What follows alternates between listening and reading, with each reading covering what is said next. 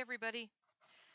It's April Demito, professor for women's health, and I am going to give you a little week in review so that we can go over some of the material, the expectations for week 2. And I normally do this on Sunday, but I didn't have a chance to do it yesterday. I was involved in another course that I'm teaching, so I'm going to do it tonight. And I opened up the calendar. You can see that I have I've put your weeks in, so you should know when everything is due. So Wednesday, your case study discussion is due, and then Friday, your SOAP note, and then any responses that you want to make, those are going to be due Sunday night. So typically, I start going over stuff um, on Sundays. Um, I have all of your papers, and don't worry too much. I know there was some issues with Turnitin, so don't worry about that too much. Um, Give me the week to get them done, and I will get back to. They will be graded and back to you by week's end. Now let's go here and look in now. Be mindful. I'm teaching 2 sections of women's health. I normally do. Um, but I make one video because essentially the material is the same for both. So I'm going to open up this one. This is what my view looks like. So hard to believe we're in week 2 already. So I'm going to click on week 2 and let's see what it says here. We have our devotion and then our overview. So this week, what are we going to be talking about or reading about primarily? And that's prenatal care and vitamin supplementation, our objectives here, and you have your readings,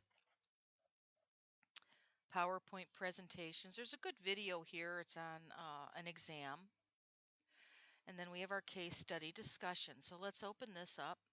And the topic is going to be this article, our pregnant daughter didn't want this. And if you click on this, you'll see it'll pop up to the article that you're supposed to read. And then it has some questions here. Now, each individual participant of this class is responsible for answering these 5 questions here and then post them to the discussion board. Um, then you are required to post on other people's and respond to those who have made comments on your postings. So I like to clarify that if you look at the MSN handbook, the requirement for this is you have to make your initial post and then respond to someone else, and then you need to um, answer or comment on someone who's responded to your post. So that's a total of 3. In order to get the full 25 points, you need to exceed that expectation. I can't give you a number. Additionally, the posts need to be substantive and they need to be cited. Now, I'm not going to make that requirement that they have to be 250 words and all of that. I don't think that's necessary. If you can um, get the point across in less, as long as it is written in a scholarly manner and in promoted the engagement of conversation, I think that I'm going to be pleased with that. All right. So now I'm going to go back here and look what else we have here. We have our SOAP note. So the SOAP note is going to be due on Friday, and I'm going to post a presentation that I developed. It's real quick on SOAP note writing. These are comprehensive SOAP notes, and I expect them. You'll see it's something that you will um, learn.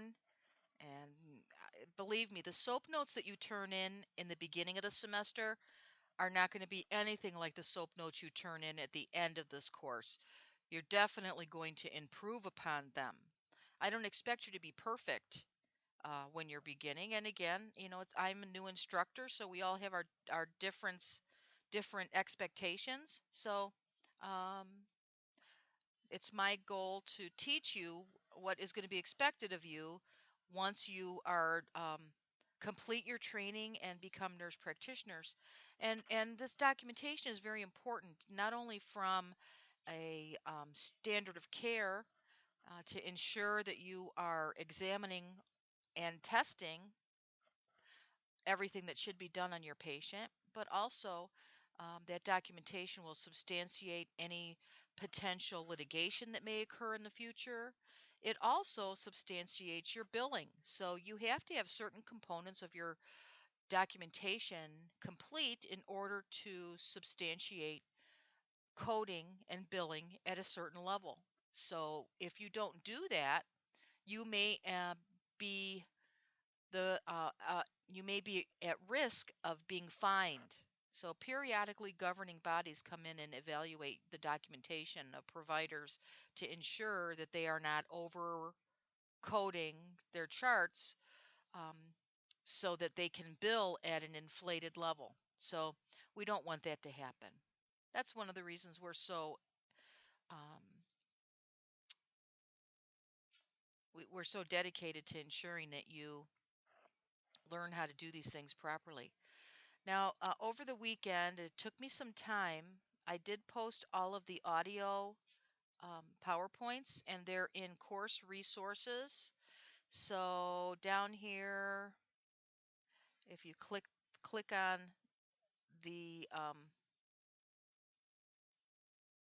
presentation, oops, that's not what I wanted to click on. All right, so audio.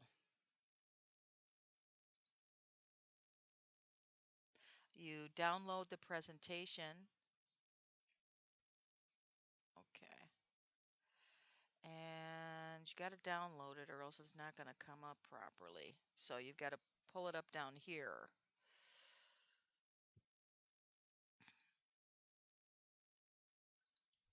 All right, now I'm going to open it. Most of these are just one slide. I didn't go in depth on them, and then I did a speak over. So slideshow from the beginning, and press on this little bar. Older. Many women aren't having it. All right. So again, give me the week to finish grading your papers. Be on the lookout for a presentation that I'm going to do that I did on SOAP note charting, and let me know if there's anything that you need from me. Have a good evening.